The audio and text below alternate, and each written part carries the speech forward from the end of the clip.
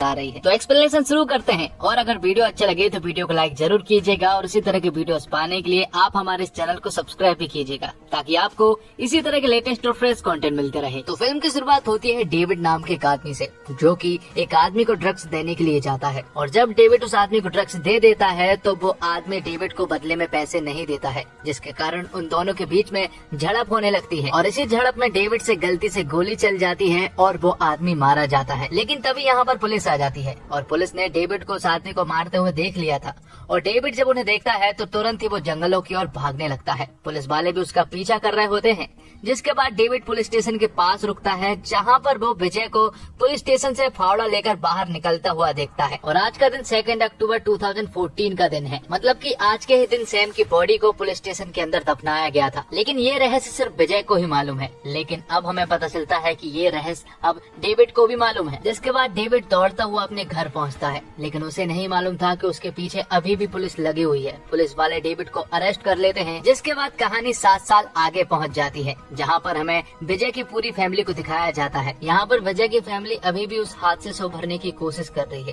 जबकि उस बात को 7 साल हो चुके हैं। लेकिन विजय की फैमिली को अभी भी डर है कि सैम की बॉडी पुलिस वालों को मिल ना जाए, क्योंकि पुलिस वाले अक्सर सैम की बॉडी ढूंढने के लिए जहाँ तहाँ खुदाई करते रहते हैं, और इन्हीं सब को लेकर अंजू को भी बुरे सपने आते रहते हैं, इसलिए उसे हर कभी दोहरा पड़ता रहता है। तो विजय का परिवार आज भी सहमा हुआ है और सोसाइटी से कट ऑफ है। हाँ, विजय इस बीच केबल ऑपरेटर से एक थिएटर का मालिक बन चुका है। फिल्म का शौकीन विजय फिल्म प्रोड्यूस करना चाहता है, और कहानी को लेकर उसकी मुलाकात एक जाने माने डायरेक्टर से होती है, और विजय ने अपनी फिल्म की कहानी भी खुद ने ही लिखी है। हालांकि विजय अपनी फिल्म की लिखी कहानी के क्लाइमेक्स से खुश नहीं है, इसलिए वो डायरेक्टर से मिलने के लिए आया था और क्लाइमेक्स के बारे में डिस्कस कर रहा था। साथ ही वो डायरेक्टर से कहता है कि हमें अपने क्लाइमेक्स पर थोड़ा और ध्यान देना चाहिए, इसलिए वो क्लाइमेक्स को फिर से लिखने का प्लान बनाते हैं। अब आगे हम गायतोंडे को देखते हैं, जो कि 7 सालों से सस्पेंड है। यहाँ पर गायतोंडे के पास आईजी सर का कॉल आता है, और तुरंत ही उसे अपने घर बुलाते हैं। दरअसल आईजी सर विजय का केस रीओपन करने वाले हैं, और तभी एंट्री होती है आईजी सर मतलब कि तरुण अहलावत की, जो कि 7 साल पुराने केस को रीओपन करने वाले हैं। और गायतोंडे को आईजी सर ने इसलिए बुलाया है क्योंकि गायतोंडे ही वो शख्स है जिसे सारी की सारी स्टोरी मालूम है, और गायतोंडे एक विटनेस भी है जिसने विजय को उस येलो कार में देखा था। और तभी एंट्री होती है मीरा देशमुख की, जो कि लंदन से वापस आ चुकी थी, क्योंकि मीरा को मालूम है कि ये सब कुछ विजय ने ही किया है, लेकिन उनके पास कोई सबूत ना होने के कारण वो कुछ भी नहीं कर सकते। लेकिन फिलहाल उन्हें एक सॉलिड लीड मिली है, जिसमें कि तरुण अहलावत मतलब कि आईजी सर उसकी हेल्प करने वाले हैं। ये बात पूरे शहर में भी फैल चुकी थी कि विजय का केस रीओपन हो रहा है। आगे हम देखते हैं कि विजय के पड़ोस में शिव और जैनी नाम के पति पत्नी रहते हैं, और वो दोनों आपस में बहुत झगड़ते हैं, क्योंकि शिव अक्सर शराब पीकर आता है और जैनी को बहुत मारता है। लेकिन तभी हमें पता चलता है कि ये लोग पड़ोसी नहीं हैं, बल्कि पुलिस वाले हैं, जो कि विजय की फैमिली के ऊपर नजर रख रहे थे। साथ ही इन्होंने विजय के पूरे घर में माइक्रोफोन फिट करके रखे थे, ताकि वो विजय की फैमिली के हर एक इंसान की हर एक बात सुन सके। लेकिन विजय की फैमिली ऐसी कोई भी बात नहीं करते हैं जिससे कि पुलिस वालों को ये पता लगे कि सैम की बॉडी कहाँ पर है। दरअसल सैम की बॉडी तो सिर्फ विजय को ही मालूम है। हालांकि विजय की फैमिली भी जानना चाहती है कि सैम की बॉडी कहाँ पर है, लेकिन विजय उन्हें कुछ भी नहीं बताता है, और इस बारे में बात करने से साफ मना कर देता है। अब पुलिस 7 साल पहले की इन्वेस्टिगेशन शुरू करती है, और ये पता करने की कोशिश करती है कि विजय को उस रात किस किसने देखा। अब क्योंकि विजय 2 अक्टूबर को सुबह 5 बजे पर्ची निकल गया था, मतलब उसने बॉडी 1 से 4 बजे के बीच में ही दफनाई होगी, तो विजय सिर्फ 45 किलोमीटर के रेडियस में ही उस बॉडी को दफना पाएगा। इसलिए पुलिस वाले इन्वेस्टिगेशन करते हैं, पर उन्हें ज्यादा कुछ हाथ नहीं लगता है। तब आईजी सर ये अनाउंस करवा देते हैं कि जो भी विजय के केस में एक सॉलिड लीड लेकर आएगा उसे 5 लाख रुपए दिए जाएंगे। अब आगे हम पुलिस के सामने चाय वाले कॉर्नर को देखते हैं, जहाँ पर अक्सर लोग विजय के केस के बारे में बात करते रहते हैं। साथ ही हम यहीं पर डेविड को भी देख पाते हैं, जो कि 7 साल की सजा काटने के बाद अब जेल से बाहर आ चुका था, और डेविड ही वो आदमी है जिसने उस रात विजय को देखा था। अब अगले सीन में हम आईजी सर को देखते हैं, जो कि विजय के गार्डन में था, जिसके बाद वो विजय के घर में घुस जाता है, जहां पर विजय तो नहीं था, लेकिन उसकी पूरी फैमिली मौजूद थी।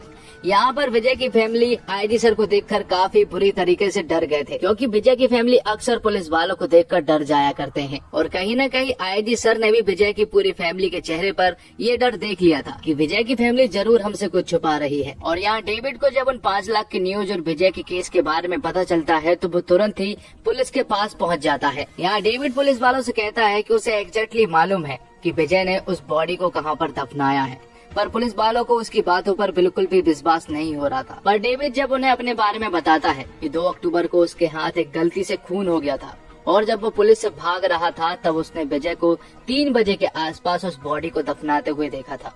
अब ये सारी बातें सुनने के बाद पुलिस वालों को भी उस पर विश्वास हो जाता है, पर पुलिस वालों ने सिर्फ 5 लाख का इनाम ही रखा था, पर यहाँ पर डेविड उनसे 25 लाख रुपए मांगता है। अब ना चाहते हुए भी पुलिस को डेविड को 25 लाख रुपए देने ही पड़ते हैं। तब डेविड आईजी सर को बताता है कि आप जहाँ पर खड़े हुए हैं वहीं पर उस बॉडी को दफनाया गया था, मतलब कि पुलिस स्टेशन में ही उस बॉडी को दफनाया गया है। साथ ही पुलिस वालों को यहाँ पर एक और बात पता चलती है कि 7 साल पहले पुलिस स्टेशन का भी कंस्ट्रक्शन का काम चल रहा था और इसी का फायदा उठाकर विजय ने उस पुलिस स्टेशन में बॉडी को दफना दिया। तो पुलिस वाले अब ज्यादा देर ना करते हुए उस बॉडी को निकालने में लग जाते हैं। वो उस फ्लोर को खोदना शुरू करते हैं, लेकिन उससे पहले वो पूरे के पूरे पुलिस स्टेशन को कवर करते हैं ताकि उन्हें कोई भी ना देख पाए। लेकिन विजय को इस खुदाई के बारे में पता चल गया था, क्योंकि उसके ऑफिस के सामने ही एक कैमरा लगा हुआ था, जिससे कि विजय ये सब कुछ देख पा रहा था। विजय भी पूरी तरह से डर गया था और अब उसे लगने लगा था कि शायद अब वो पकड़ा जाएगा, क्योंकि विजय अपने राज को लेकर काफी कॉन्फिडेंट था। पर यहाँ पर पुलिस वालों को पुलिस स्टेशन के अंदर वो बॉडी मिल जाती है।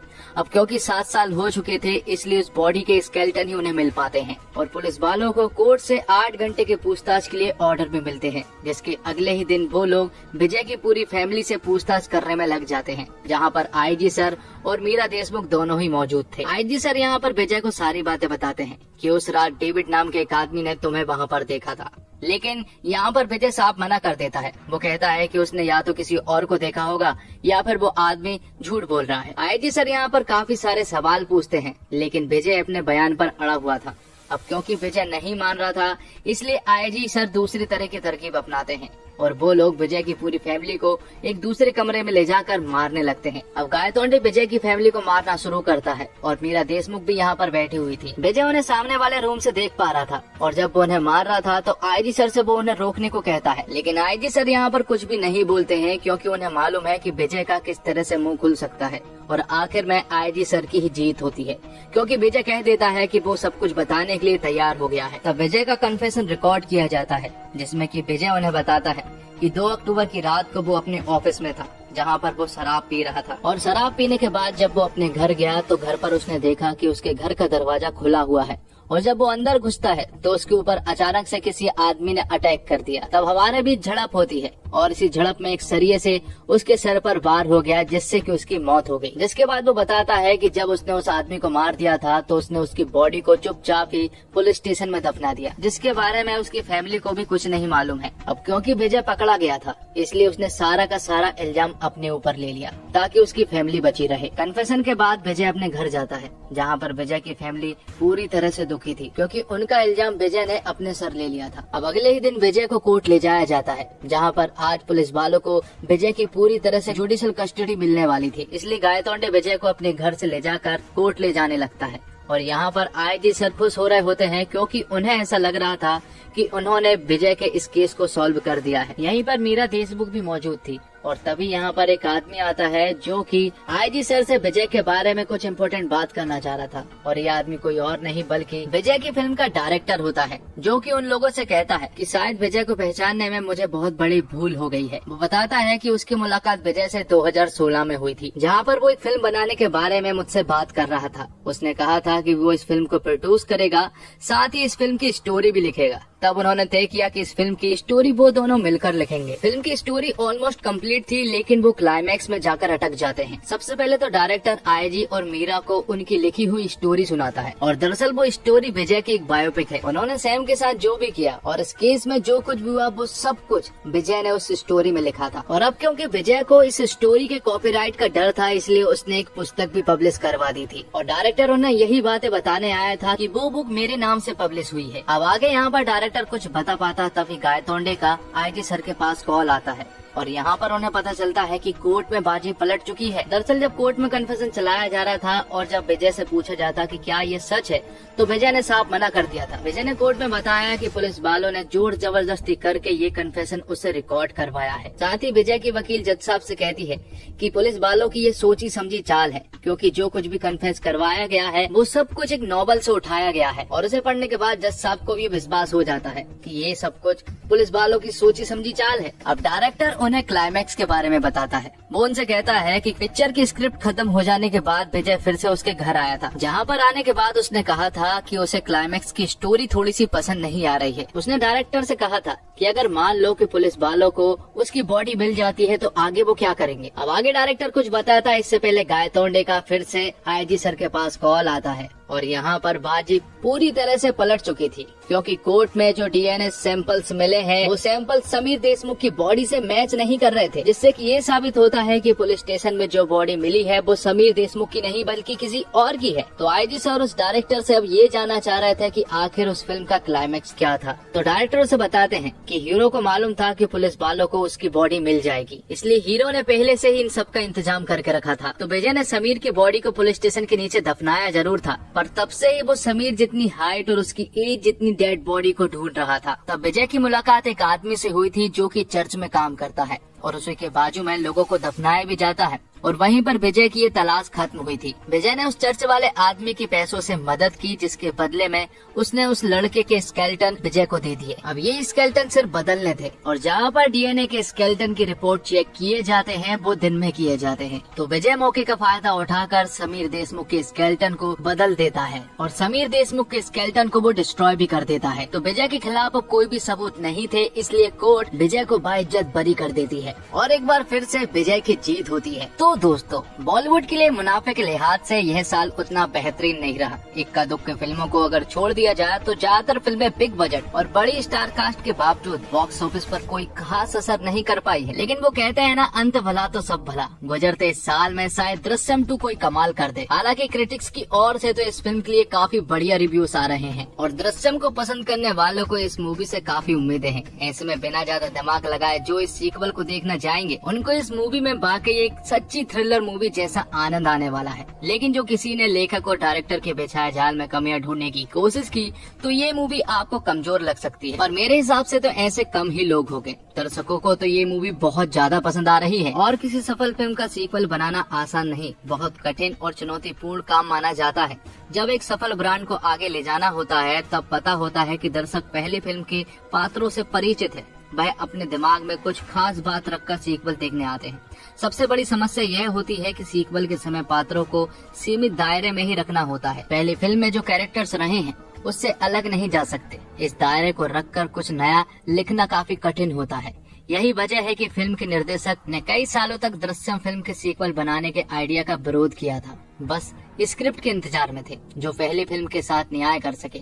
7 साल बाद उनका इंतजार खत्म हुआ और फिल्म का फर्स्ट हाफ में कहानी को बिल्डअप करने में थोड़ा ज्यादा समय ले लिया गया है। कहानी सेकंड हाफ से भागती है और रोमांच को भी दुगना कर जाती है। फिल्म का आखिरी 1 घंटा फिल्म की जान है और क्लाइमैक्स फिल्म का एक अलग ही लेवल पर ले जाती है। विजय फिल्मों का शौकीन है और खुद को बचाने के लिए वह फिल्मों का ही सहारा लेता आया है। इस बार भी उसकी कहानी में फिल्म है, स्क्रीन प्ले में सब कुछ बढ़िया है। ऐसा भी नहीं है कुछ बात खटकती भी है, जैसे फॉरेंसिक डिपार्टमेंट में सीसीटीवी का ना होना। पुलिस जब विजय पर इतनी निगरानी रखी थी तो विजय का फॉरेंसिक डिपार्टमेंट के वॉचमैन की गहरी दोस्ती को कैसे नजरअंदाज कर गई। और डायरेक्टर ने अपना समय लेकर तसल्ली से इस फिल्म को बनाया है। शुरुआत कुछ मिनटों में उन्होंने किरदार को उभारने में लगाए, क्योंकि नए किरदार भी सीक्वल में शामिल किए गए हैं। विजय के परिवार की सोच को अच्छा दर्शाया गया है। उनके लिए सीन की बुनावट सुंदर तरीके से की गई है। कुछ पारिवारिक दृश्य दिल को छूते हैं, साथ ही सस्पेंस और थ्रिल को बनाए रखा है। जो डर विजय का परिवार महसूस करता है वो दर्शक भी महसूस करते हैं। लगता है कि अनहोनी हो सकती है। कुछ दृश्यों में तो इस तरह से चौंकाया गया है कि दर्शकों को मजा ही आ जाता है। फिल्म में हर बात को विस्तार से समझाया गया है, तर्क प्रस्तुत किए गए हैं। मसलन विजय ने अपराध तो किया है लेकिन सजा उसे भी मिल रही है। हीरो भाग्यशाली है तो उसका ये मतलब नहीं कि उसका दोष नहीं है। लेखक ने सभी बातों पर बात की है। ऐसा है तो क्यों है। कुछ घटनाक्रम है जो कि अविश्वसनीय लगते हैं। ट्विस्ट अनपेक्षित है जो मजा देते हैं। फिल्म में मनोरंजन भी भरपूर है, सस्पेंस बांध कर रखता है और आखिर के 20 मिनट तो ऐसे हैं कि आप पलक झपकने की हिम्मत भी नहीं कर सकते। निर्देशक ने प्रभावित किया है। उन्होंने दृश्यों को गहराई के साथ पेश किया है। कुछ लंबे दृश्य की कहानी में फिट नहीं लगते, लेकिन क्लाइमैक्स में पता चलता है कि कितने महत्वपूर्ण दृश्य थे। और अभिषेक पाठक के डायरेक्शन की बात करें तो उनके सामने पहले से एक नजीर थी। उन्होंने उसी को रियलाइजेशन फॉलो किया, पर इसके लिए अनुशासन चाहिए जो अभिषेक में दिखता है। उन्होंने बहुत सारा अपना इनपुट भी डाला है, चाहे वो तरुण का किरदार हो या फिर गोवा को दिखाने का उनका नजरिया। कुछ ऐसे शॉट भी हैं जो इस फिल्म को मास अपीलिंग बनाते हैं। साथ ही टेंशन बिल्डिंग बहुत कमाल है। एक सीन है जहाँ पर विजय को इन्वेस्टिगेट किया जा रहा है, उसी के पैरेलल दूसरे कमरे में उनकी फैमिली को टॉर्चर किया जा रहा है। सेक करता हुआ कैमरा और फर्स्ट फेस एडिटिंग इसमें 4 चांद लगा देते हैं। बात करें अजय देवगन की तो विजय के रोल में 1 नंबर एक्टर साबित हुए। मुझे पर्सनली उनके ऐसे ही रोल पसंद है जिनमें वो अंडरटोन रहकर किरदार निभाते हैं, चिल्लाते नहीं हैं, ओवर द टॉप एक्टिंग नहीं करते। दृश्य में जहाँ उन्होंने विजय को छोड़ा था वहीं से पकड़ लिया है। तब वो इसमें एक पुलिस ऑफिसर नहीं बल्कि माँ के रोल में है। एक कत्ल हुए जवान बेटे की माँ की बेबसी, गुस्से को उन्होंने बढ़िया ढंग से सामने रखा है। इंस्पेक्टर गायतोंडे के रोल में कमलेश सावंत और मीरा के पति के रोल में रजत कपूर ने रियलिस्टिक काम किया है। इनके अलावा अजय की डरी हुई पत्नी के रोल में श्रेया सरन और उनकी बेटी बनी इशिता दत्ता ने भी सही काम किया है। इस फिल्म में जो एक कलाकार अलग से निखर कर आया है और वो है अक्षय खन्ना। आईजी तरुण अहलावत के रोल में उन्होंने बहुत बेहतरीन काम किया है। उस किरदार के रवैये को उन्होंने बढ़िया निभाया है। इसे देखकर उनका आर्टिकल 375 में निभाया गया वकील का किरदार याद आ जाता है। मेकर्स के सामने मलयालम फिल्म का एक बढ़िया उदाहरण था, पर इस फिल्म ने उनकी नकल करके भी एक बेहतरीन प्रोडक्ट निकाला है। ज्यादा चीजें ओरिजिनल फिल्म में उठाई हैं और कुछ जोड़ा भी है। साथ ही आपको एक और बात बता दो कि मलयालम के दृश्यम 3 का अनाउंसमेंट कर दिया गया है, जो कि जल्द ही बनकर तैयार होकर फ्लोर पर आएगी और उम्मीद है कि बॉलीवुड वाले इसका रीमेक जरूर बनाएंगे। तो क्या आप अजय देवगन को एक बार फिर से दृश्यम 3 में देखना पसंद करेंगे? कमेंट बॉक्स में जरूर बताएं। तो दोस्तों, उम्मीद करता हूँ आपको वीडियो पसंद आई होगी। वीडियो पसंद आई हो तो वीडियो को लाइक जरूर कीजिएगा और इसी तरह के वीडियोस पाने के लिए आप हमारे चैनल को सब्सक्राइब भी कीजिएगा, ताकि आपको इसी तरह के लेटेस्ट और फ्रेश कंटेंट मिलते रहे।